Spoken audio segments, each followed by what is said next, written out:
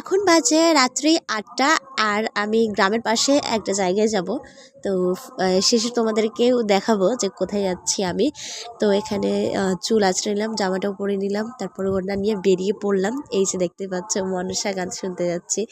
তো আমার এটা ভীষণই প্রিয় একটা, মানে সবার থেকে বলতে পারো যে একটা গান বা কীর্তন বলতে পারো, শুনতে পারি, ভালো লাগে। এরা যখন সাজে কিনা তখন কত কিউট লাগে, মেয়েরাও ফেল হয়ে যায়, কত সুন্দর লাগে এদেরকে সাজলে একবারে।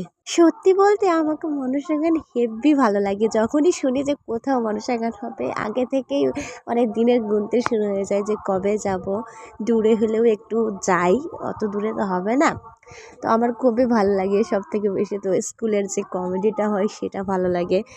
এবং এখানে আমি এতটাই মানে ভালো লাগছিল আমাকে, গিয়েছিলাম, বাড়ির পাশে আছে তো, আর ঠান্ডাও লাগছিল, তাও বাড়ি আসছিলাম না। কার কার মনসা গান তোমাদের ভালো লাগে অবশ্যই কমেন্টে জানিও, এবং জয় মা মনসা অবশ্যই লিখে দিও।